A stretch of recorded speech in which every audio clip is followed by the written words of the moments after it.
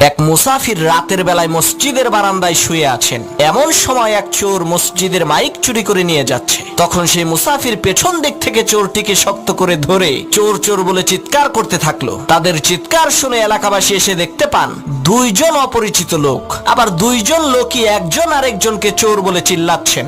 আসলে চোরকে সেটা তো আর এলাকাবাসী জানে না। তখন এলাকাবাসী এই দুইজনকে এলাকার মাতব্বরের কাছে নিয়ে গেল।